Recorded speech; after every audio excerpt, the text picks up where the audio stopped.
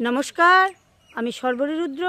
আমার চ্যানেল ভবঘুরে আজ আমি ঘুরতে ঘুরতে চলে এসেছি বীরভূম জেলার লাভপুর থানার বাকুল গ্রামে বুড়িমার মন্দিরে। চলুন আমার সঙ্গে দর্শন করবেন। চলুন। যারা হাওড়া থেকে আসবেন, হাওড়া টু কাটোয়া ট্রেনে আসবেন, কাটোয়া থেকে লাভপুর বাসে আসবেন এবং লাভপুর থেকে এই বাকুল গ্রামে বুড়িমার মন্দির টোটোয় আসবেন।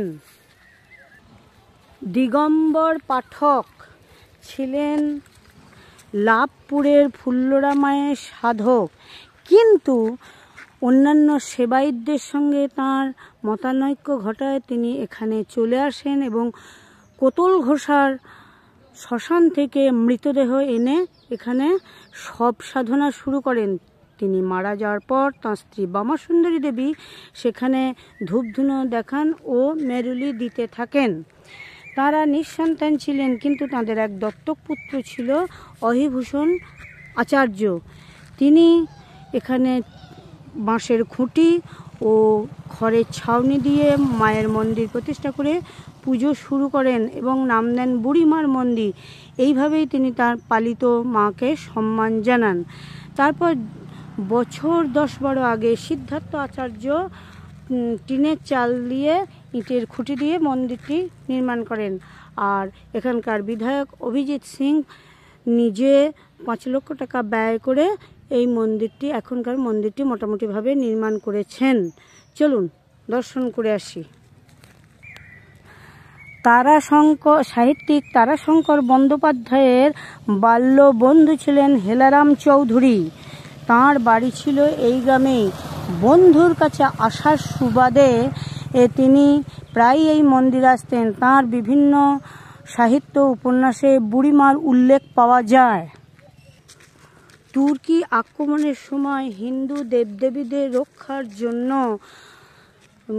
লাভপুরের বাউরি জমিদাররা তাঁদের গুরু রামজি শরণাপন্ন হন এবং মিথিলা থেকে গোঁসাইদের আনা হয় এবং তাঁদেরও বুড়িমার পুজো করতে বলা হয়। তাঁরা বৈষ্ণব মতে করতে চান, জমিদাররা শাক্ত মতে করতে চান। শেষে স্থির হয় 2 মতেই হবে।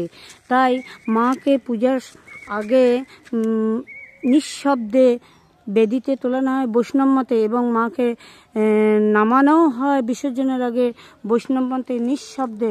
এখানকার মেয়েরা হরিনাম সংকীর্তন করতে করতে 7 পাক মন্দির ঘুরে মাকে বেদি থেকে নামান। সিঁদুর খেলা, তারপরে প্রতিমা বরণ সবই হয় নিঃশব্দে। আর মাঝের পুজোটা হয় শাক্ত মতে। 500 ছাগ বলি হয়। মায়ের এখানে অন্নভোগ হয় না, হয় লুচি, মিষ্টি, ফলমূল এইসব দিয়ে পুজো হয়। দীপাবলি অমাবস্যাতে প্রধান পুজো হয় এবং সেই পূজার দিনই মূর্তি গড়া হয় এবং সেই মূর্তি বেদিতে তুলে পুজো হয় এবং পরের দিন বিসর্জন দেওয়া হয় নাপিত পুকুরে। এটি মায়ের মন্দিরের প্রধান গেট বা প্রবেশদ্বার। চলুন দর্শন করি।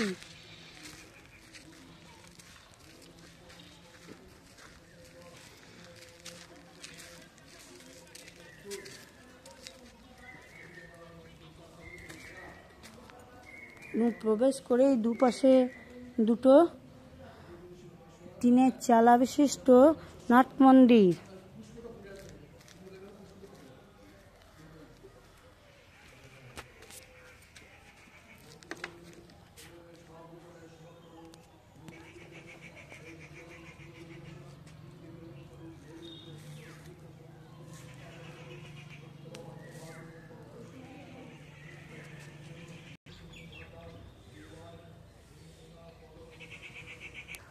মন্দিরের চূড়ার দিকে দশমহাবিদ্যার বিভিন্ন রূপ ফুটিয়ে তোলা হয়েছে। আর দুপাশে 2টি সিংহ, মাঝে দেবাদিদেব বিদ্যমান।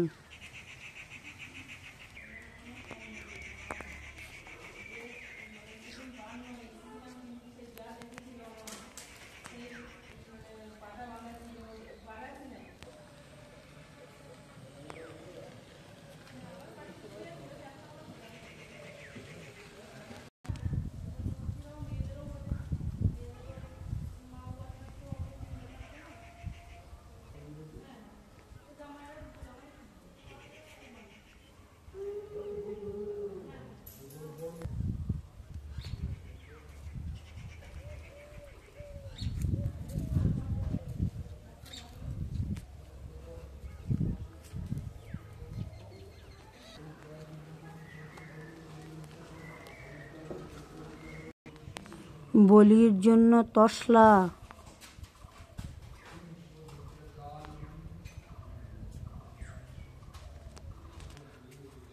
প্রতি শনিবার, মঙ্গলবার, অমাবস্যা, পূর্ণিমা এখানে ভক্তদের ভিড় হয়।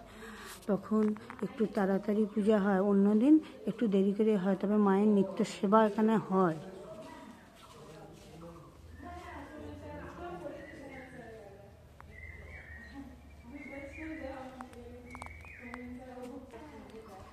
ওই দেখুন খেজুর গাছ একটা, এই খেজুর গাছের তলাতেই মায়ের প্রথম পুজো হতো।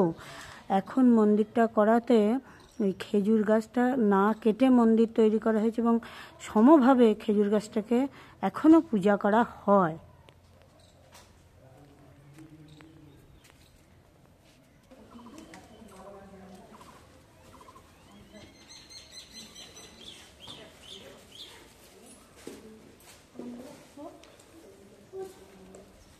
ইনি বুড়িমা, দর্শন করুন।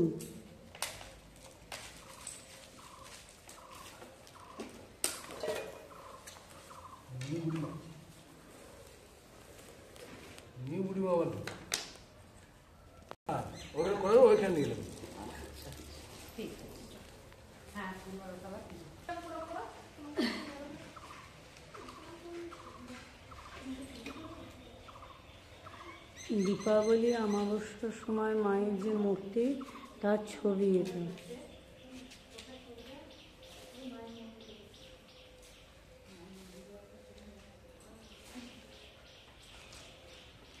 অহিভূষণ আচার্যের বংশ পরম্পরা আমরা তো সেবাইত নাকি?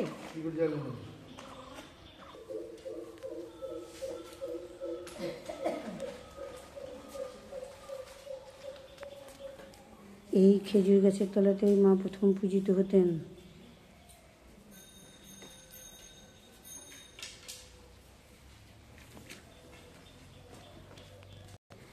এটি মায়ের কাঠামো।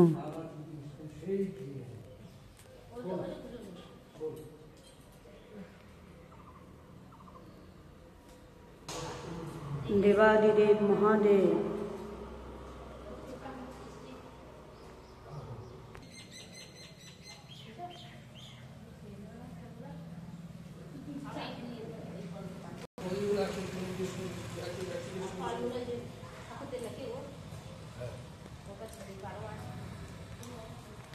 এটি মায়ের আরেকটি মূর্তির কাঠামো।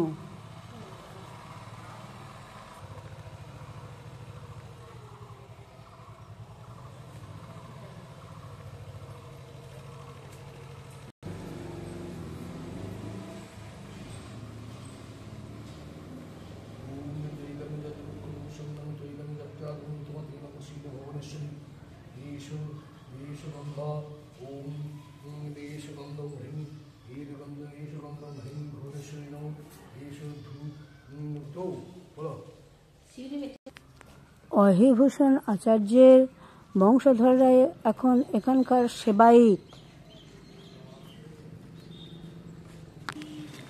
মা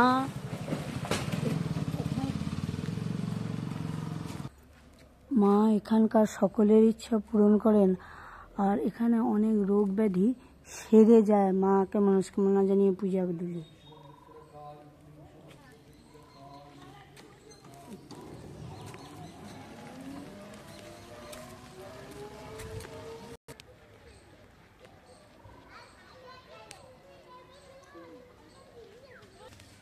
আজ এই পর্যন্তই।